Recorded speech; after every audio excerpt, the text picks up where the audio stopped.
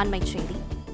நடிகை திருமண மோசடி புகார் தொடர்பாக விசாரணைக்கு ஆஜராக மனைவி கயல்விழியுடன் சீமான் வளசரவாக்கம் காவல் நிலையத்திற்கு செல்வதாக தகவல் வெளியாகியிருக்கிறது.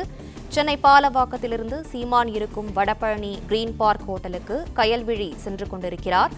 நடிகை திருமண மோசடி புகார் தொடர்பாக விசாரணைக்கு ஆஜராக மனைவி கயல்விழியுடன் சீமான் வளசரவாக்கம் காவல் நிலையத்திற்கு செல்வதாக தெரிவிக்கப்பட்டிருக்கிறது. மனைவி கயல்விழி சென்னை வடபழனி கிரீன் பார்க் ஹோட்டலுக்கு வந்தவுடன் காவல் நிலையத்தில் ஆஜராக சீமான் புறப்பட இருக்கிறார். சென்னை பாலவாக்கத்திலிருந்து சீமான் இருக்கும் வடபழனி கிரீன் பார்க் ஹோட்டலுக்கு கயல்விழி சென்று கொண்டிருப்பதாக தெரிவிக்கப்பட்டிருக்கிறது.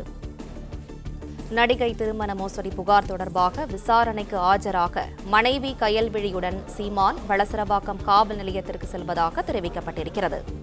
கூடுதல் விவரங்களை செய்தியாளர் ராஜகுமரன் வழங்க கேட்கலாம். ராஜகுமரன், வணக்கம். மேலும் விவரங்களை சொல்லுங்க. நாம் தமிழர் கட்சியினுடைய தலைமை ஒருங்கிணைப்பாளர் சீமான் இன்னும் சற்று நேரத்தில் சென்னை வளசரவாக்கம் காவல் நிலையத்தில் வழங்கப்பட்டிருக்கக்கூடிய சம்மனை ஏற்று ஆஜராக இருக்கின்றார்.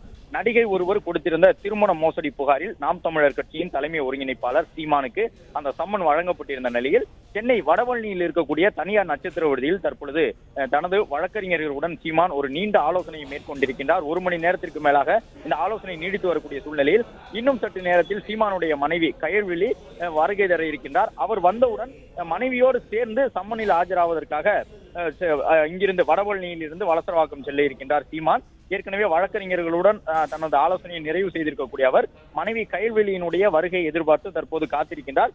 சென்னை பாலவாக்கத்தில் இருக்கக்கூடிய இல்லத்திலிருந்து கடந்த ஒரு மணி நேரத்திற்கு முன்பாகவே புறப்பட்டிருந்த கயல்விழி இன்னும் சற்று நேரத்தில் சென்னை வடபழனி கிரீன்ஸ் பார்க் என்கின்ற இந்த தனியார் நட்சத்திர விடுதியை வந்தடைய இருக்கின்றார். அவர் வந்தவுடன் மனைவியுடன் ஒரே காரில் வளசரவாக்கம் காவல் நிலையத்திற்கு சென்று தன் மீது நடிகை கொடுத்திருக்கக்கூடிய அந்த பாலியல் குற்றச்சாட்டுகள், திருமண மோசடி உள்ளிட்ட புகார் தொடர்பாக அந்த இணை ஆணையர் தலைமையிலான அந்த காவலர்கள் எழுப்பக்கூடிய அனைத்து கேள்விகளுக்கும் அவர் பதிலளிக்க இருக்கின்றார்.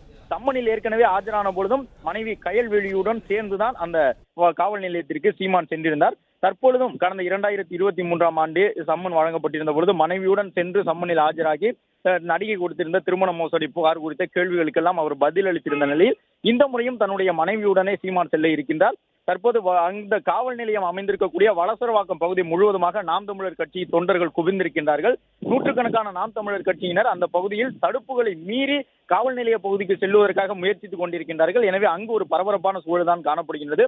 மேலும் சீமான் தற்போது இருக்கக்கூடிய இந்த தனியார் நட்சத்திர விடுதியிலும் 50க்கும் மேற்பட்ட அவருடைய கட்சியின் தொண்டர்கள் குவிந்திருக்கின்றார்கள். சீமான் புறப்பட்டு செல்லும் பொழுது அவருடைய பின்னாலேயே அணிவகுத்து செல்வதற்கு தயாராக இருக்கின்றார்கள். வழக்கறிஞர்களை பொறுத்தவரை 30க்கும் மேற்பட்ட வழக்கறிஞர்கள் தற்பொழுது இந்த தனியார் நட்சத்திர விடுதியில் இருக்கின்றார்கள்.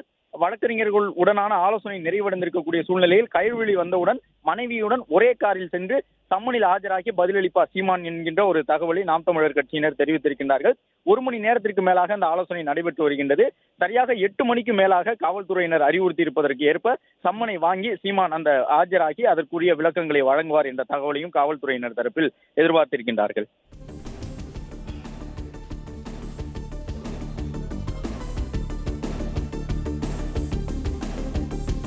விவரங்களுக்கு நன்றி ராஜகுமரன்.